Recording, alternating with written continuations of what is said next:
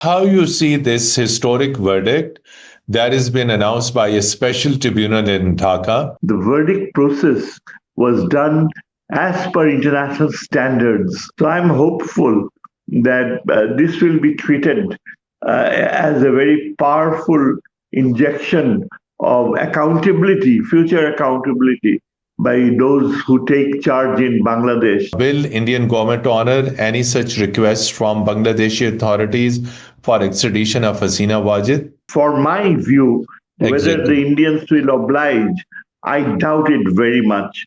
There are very serious constraints upon Delhi for reasons not to oblige.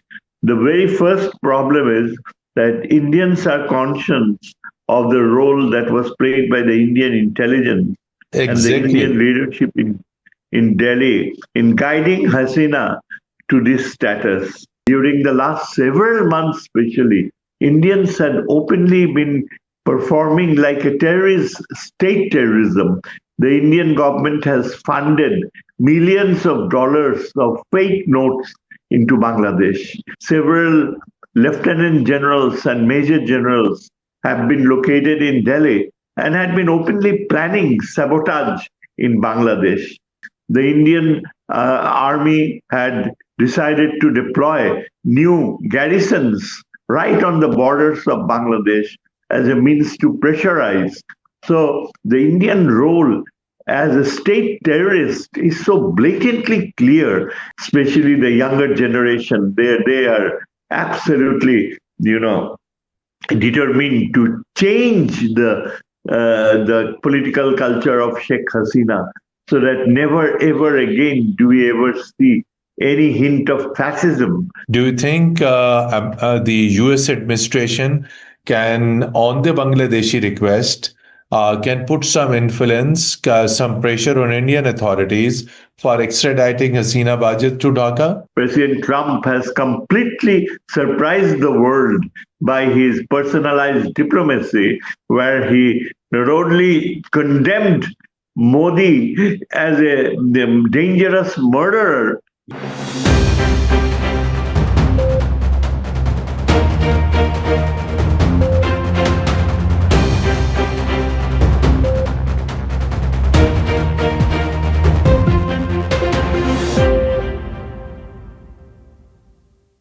Bismillah ar-Rahman ar-Rahim. Hello and welcome to Program Insight in V News English. Dear viewers, the biggest news today is from Bangladesh, where a special international tribunal in Dhaka, after weeks and weeks of trial in absentia against former Bangladeshi Prime Minister Hasina Wajid, delivered an historic verdict sentencing the former Prime Minister Hasina Wajid to death for committing crimes against humanity. In 2024, when there was a student uprising in Bangladesh, Hasina Wajid, according to the court verdict, ordered the killing of people, asked security forces, including police, to shoot people. So within 2 months, in 2024, July and August, more than 1,400 people were killed. In addition to this, there have been other irregularities, financial irregularities committed by Hasina Wajid, including the appointment on key positions by her. To these positions were given to close relatives and friends and cronies. But important thing is that we are discussing today crimes against humanity. Hasina Wajid ruled over Bangladesh for more than 16 years. And in August last year, that 16 years rule came to an end. She stepped down and fled to India. During this trial, which concluded today, she did not appear before the court despite repeated court orders. But ultimately, court gave this landmark judgment. In today's conversation, we will try to discuss and try to analyze that what is the future of this verdict. Will Bangladesh put pressure on India for extraditing Hasina Wajid to Bangladesh, or there will be any foreign pressure, or Bangladeshi people will also put up pressure on this interim government to bring Hasina Wajid back? What are the options available? And after this historic verdict that clearly shows that Hasina Wajid committed crimes against humanity, Bangladesh is witnessing a new chapter, a new opening. Bangladesh is trying to reestablish good relations with all neighboring countries, including Pakistan. And there are strong chances of revival of South Asian Association for Regional Cooperation, which remain blocked due to the non-cooperation of India and Bangladesh. We are fortunate to have with us Professor Dr. Muhammad Shahid-us Zaman, a Dhaka-based political and international affairs analyst. Formerly, he taught international relations in University of Dhaka. A very warm welcome to Program Insight in V News English, Professor Dr. Muhammad Shahid-us Zaman. Thank you. Thank you, my brother. So, Dr. Shahid-us Zaman Saab, how you see this historic verdict that has been announced by a special tribunal in Dhaka, and that tribunal has handed over a death sentence to former Prime Minister Hasina Wajid for committing crimes against humanity. Of course, she will not accept this particular verdict, but what options are available now with Bangladesh? Court has given the order. Now it's up to the Bangladeshi government to implement the order. How Bangladeshi government could implement the order? Will it contact India officially to hand over Hasina Wajid to Dhaka? Thank you. My greetings and salam to our brothers in Pakistan. Well, this has been a historic achievement. And the most challenging part of it is the fact that the entire world heard the verdict for about 3 hours. It was transmitted, it was telecast live. And what we have proved is that the entire proceedings of justice which has been delivered was done according to the Rome Statutes and the International Criminal Court, which functioned from Dhaka, followed each and every spirit, each and every textual context of the Rome Statutes, so that the verdict process was done as per international standards. And what makes my words appear to be very accurate is that I've heard even Indian commentators this afternoon based in Calcutta. Many of them are lawyers and are very well informed on international law. Two of the Indian commentators that I heard in a channel, they totally accepted our verdict as objective, factual, and without any bias or without any value judgments. It was very interesting to note that Indian commentators, especially those in Calcutta and those in Delhi, had always been looking at this trial using the terms kangaroo court. But this time onwards, the proceedings which were delivered by three judges, one after another, who took turns, had the contents were placed in a very technical manner, and they were all based on clear mention of events, the use of forensic experts, the use of audio-visual media, and most importantly, there was this witness, the prime witness, who happened to be the IGP, the Inspector General of Police, during the last 2 years of Hasina time. This Inspector General was directly involved in carrying out Hasina's orders and had participated in all the proceedings with the Home Minister and the Prime Minister. He decided he was accepted to be a witness. This had made the entire process believable and applicable. So, having said made it this, credible one, exactly. very credible, right? Having said this, I was just listening to a commentary for the first time from the Ministry of Foreign Affairs in Delhi, right on the scroll of our screen. And the first reactions from Delhi were very interesting. They were not critical, they were not pro Hasina. There were sentences which were very carefully constructed. Something like India looks forward to stable relationship and to something like a more credible, a more well-founded relationship with Bangladesh, and that it would go in that direction. Now, what the Indian Foreign Office means by more credible and more stable is for them to interpret. But I believe that there is a tremendous pressure right from the within the Indian journalist media as well as within the Indian intelligentsia, having heard the live telecast, there is very little room unless you decide that the whole thing is a hoax and that we have made it up. But then the proceedings are very clear because the participants who served as witness and those who narrated the events and those whose accounts were used was done with a clear focus on objectivity. So I'm confident that it has become a news headline news across the world. We had been involved with the United Nations Human Rights Commission, which had continuously monitored the process of the International Criminal Court in Dhaka. There were advices that came from time to time. There were live appearances by members of the International Human Rights Commission, whether any human rights of those accused were violated. None such cases occurred.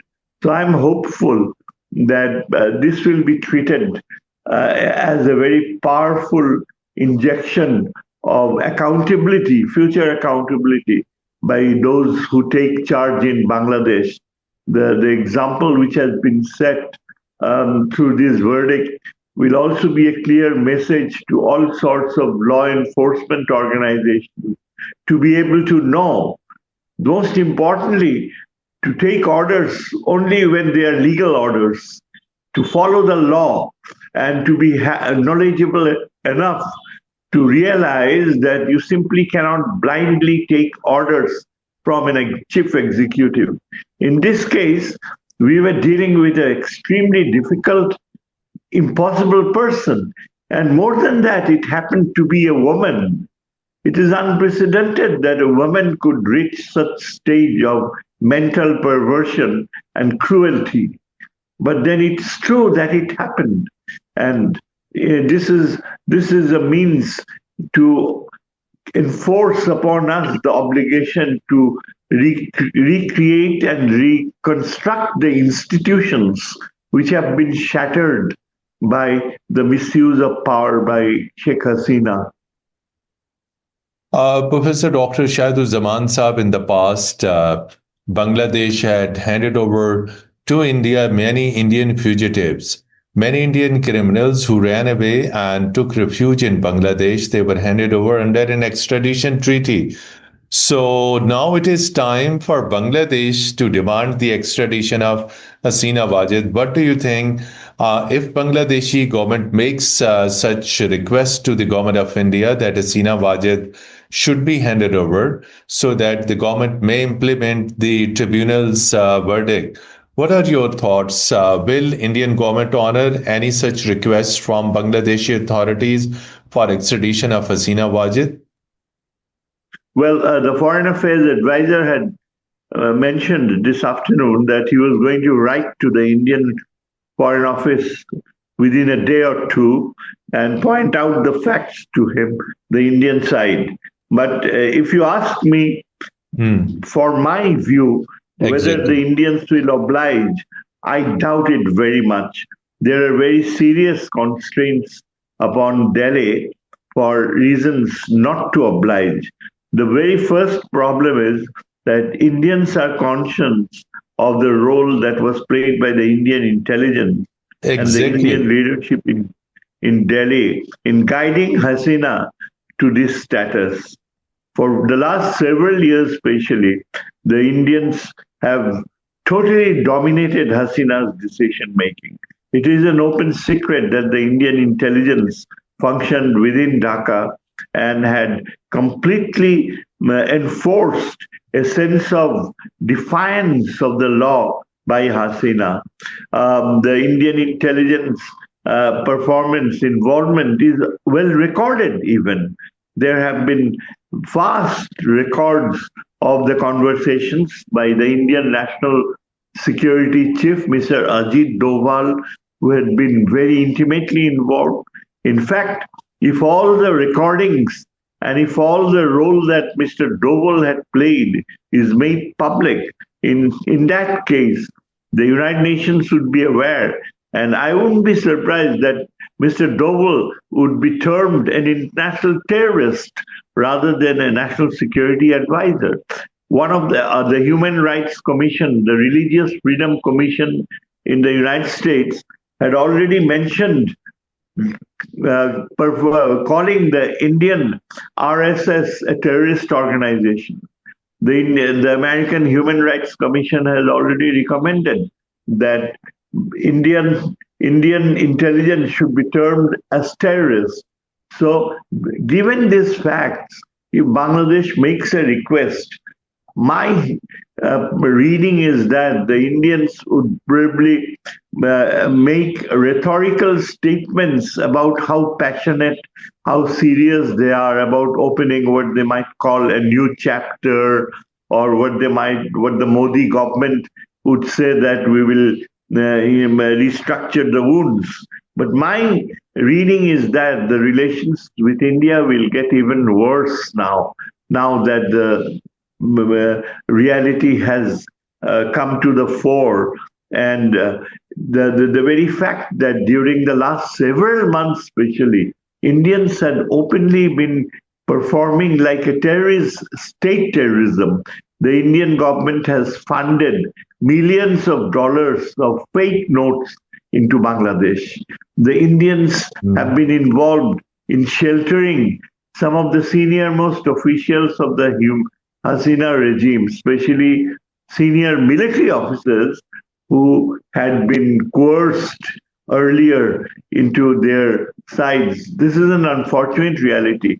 Several lieutenant generals and major generals have been located in Delhi and had been openly planning sabotage in Bangladesh. Many, terrorist events have been going on one after another in Dhaka and in parts of the country, and this has been openly sponsored by these Bangladeshi generals and funded by the Indian military. The Indian army had decided to deploy new garrisons right on the borders of Bangladesh as a means to pressurize. So the Indian role as a state terrorist is so blatantly clear. And the interesting part is that the Western intelligence agencies have maintained a very clear record and are completely aware of the Indian involvement. So there is no way that the Indians can deny or hide their role. So these being the background, Hasina is very well aware that the way she was tutored, and I'm sure she must have conveyed the Indians indirectly that if she was ever sent back to Bangladesh, she would open up her mind and she wouldn't even spare the role that India has played in converting her into such a demon. That's the reality. Professor Saab, this verdict has been delivered in the daytime.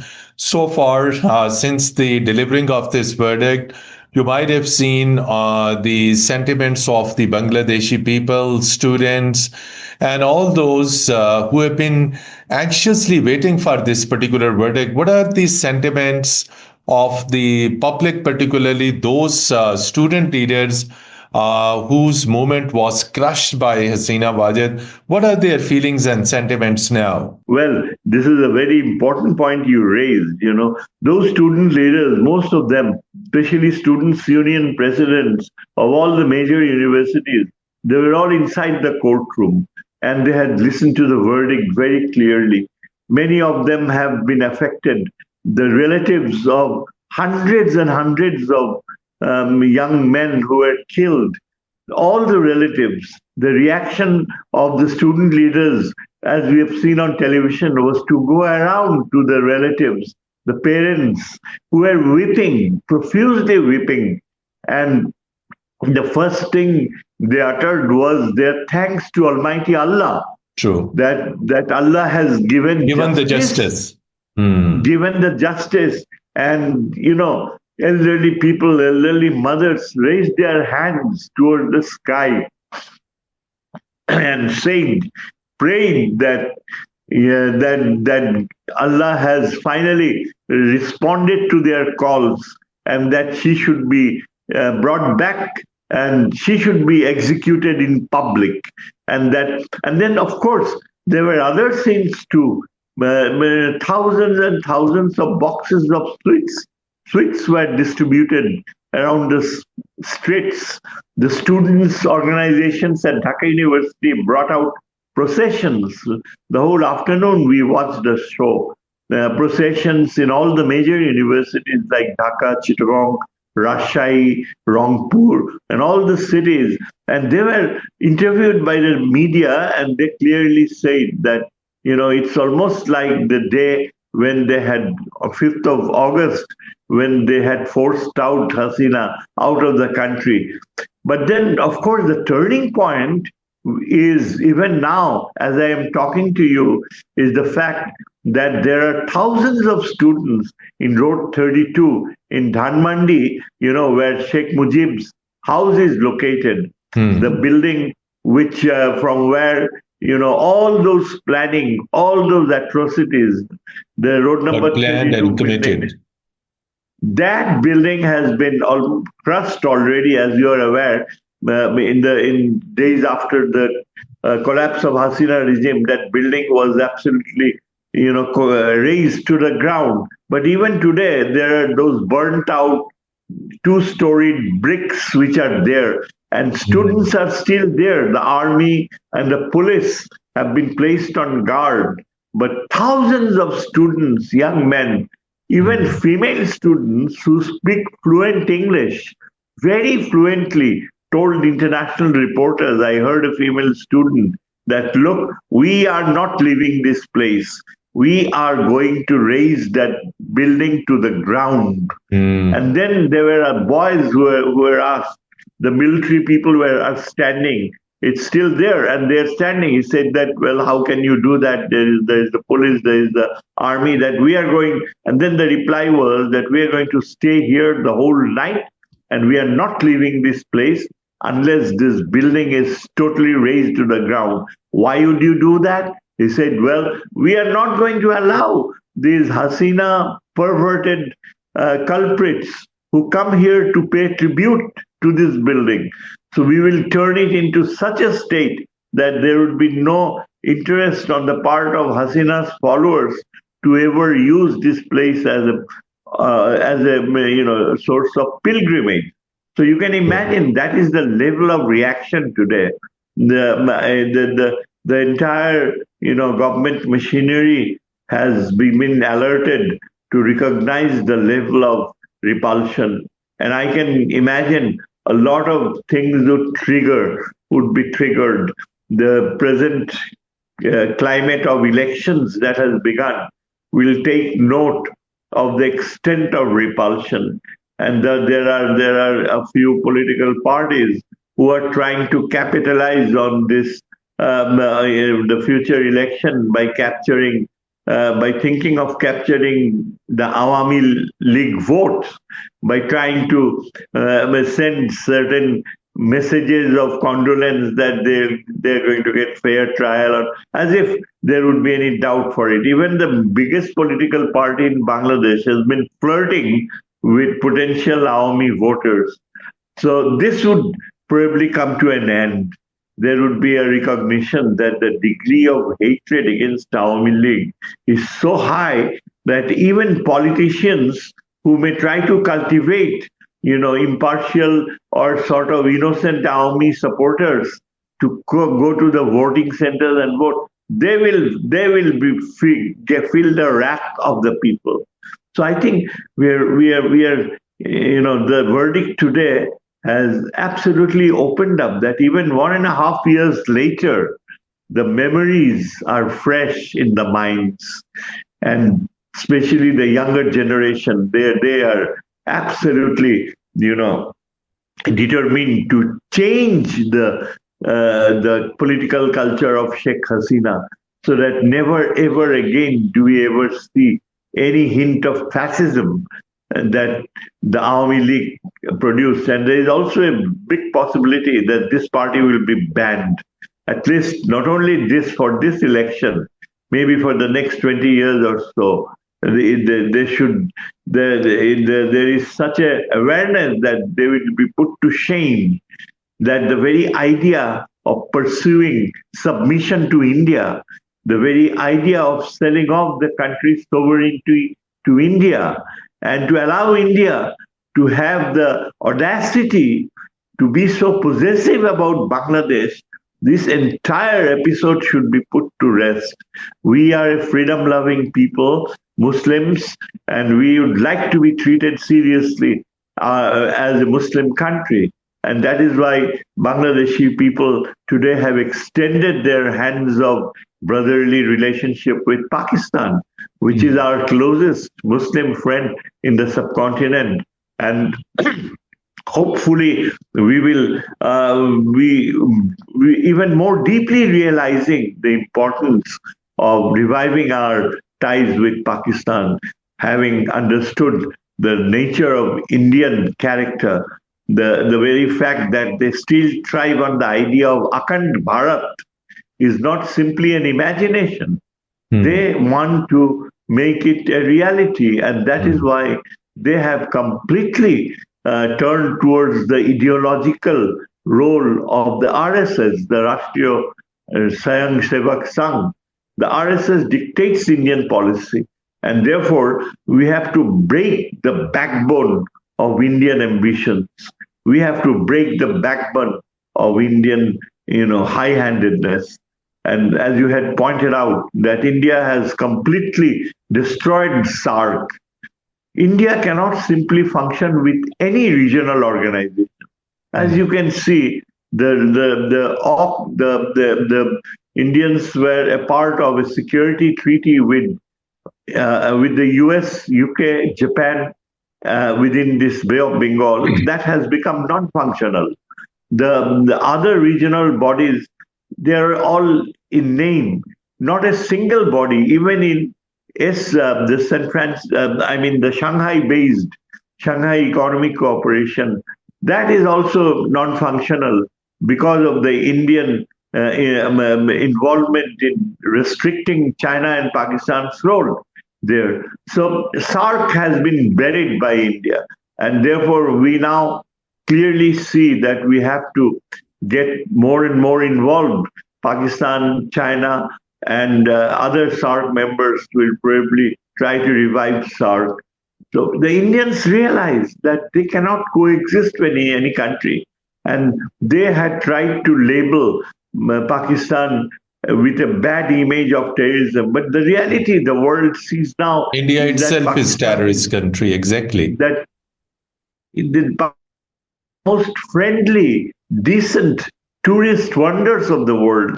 That I can see labels that people point out that a country where you can visit and enjoy the pleasures, the wonders that has been neglected for all these years. Its name is Pakistan. And that has happened. Now in Bangladesh, we talk about it, that it is India which is behind it. It is India which tried to hide its own terrorist identity.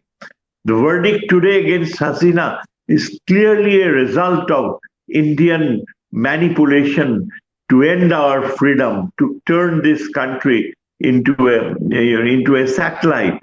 Exactly what they had done to Sikkim is exactly what they are trying to do to Bhutan, exactly what they had once thought of doing in Sri Lanka, and where they got the lesson of their life when Rajiv Gandhi was hit by a sailor. So, Hmm. inshallah, hopefully, they have got the same lesson. The verdict of death for Hasina would let the Indian decision makers realize that how deeply we hate traitors, how deeply we. Professor, if this verdict is not implemented, I mean, of course, if India doesn't hand over Hasina Wajid, so I mean, decision by this historic tribunal will not be implemented. What do you think? What would be the options available with the Bangladeshi authorities as far as implementation of this?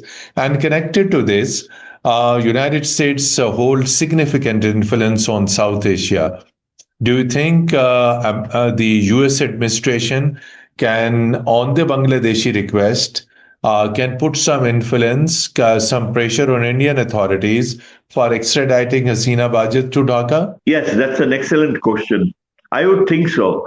American diplomats who had been functioning in Dhaka, some of them, one of them who had served as an ambassador for 3 years and have been directly involved in dealing with the Indian manipulation, he continues with a separate job in Dhaka and has been closely studying These all development. Indian involvement.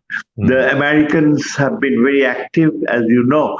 We just had recent military exercises in Chittagong and in Cox's Bazar and in Bay of Bengal. The Americans are very interested to set up a permanent presence in the region. So they need Bangladesh.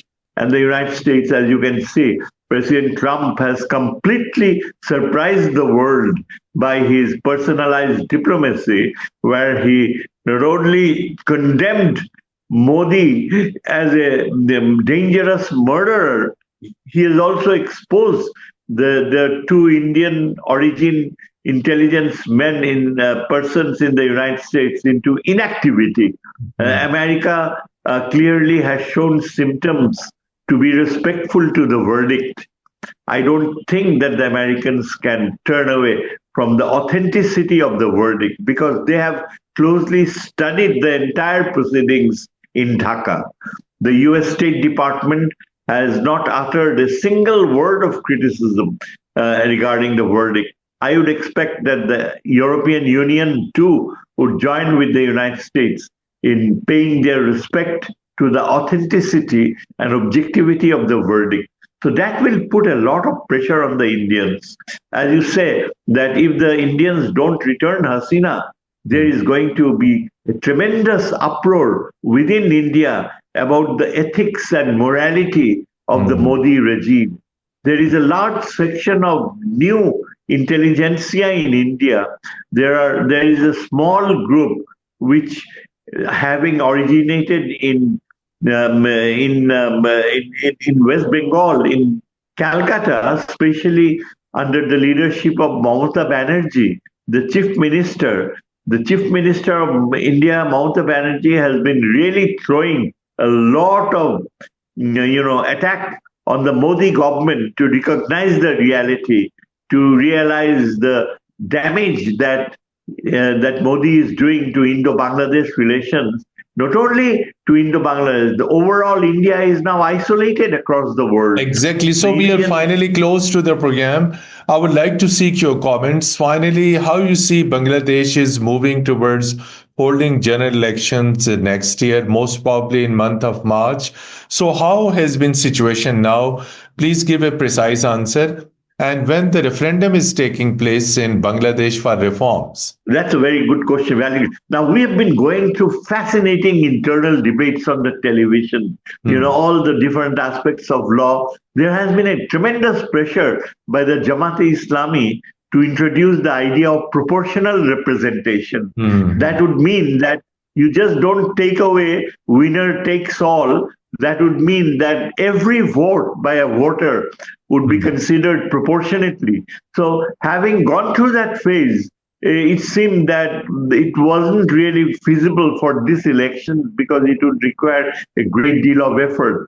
Now, finally, the decision has been made about the referendum that it would be held on the same day as the day of elections. And Okay. this So election also and was referendum day is same. same, and that has created controversy.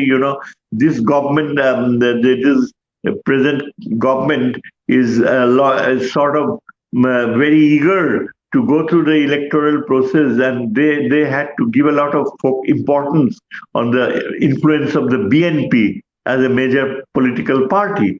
So the government, the BNP has been sort of exposed as being a little too tough and non-democratic, especially because of the fact that they've forced us to have the referendum on the same day, which really puts the results of the referendum into disutility until the new parliament is set up, and it would really open up a lot of uncertainty. But however, the referendum itself involves ratifying the July Declaration, the agenda about proper behavior within the context of democracy.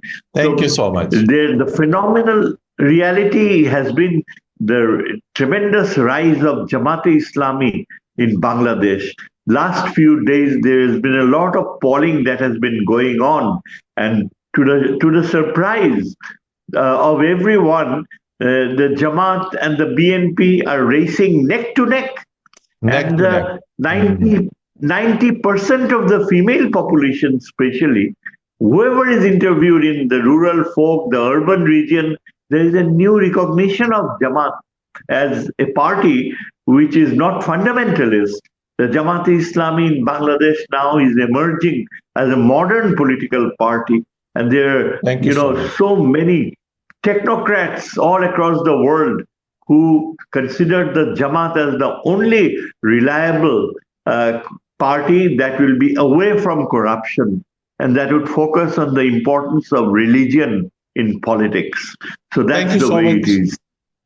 Thank you so much indeed, Professor Dr. Mohammad Zaman, Dhaka-based political analyst and former professor of international relations at Dhaka University, for beautifully explaining different dimensions of today's historic verdict by a Bangladeshi tribunal delivering a death sentence to former Bangladeshi Prime Minister Hasina Wajid and many other associated topics and issues along with that. Thank you so much. Despite your busy schedule, you spared time and participated in our program. Dear viewers, till our next program, goodbye and Khuda Hafiz.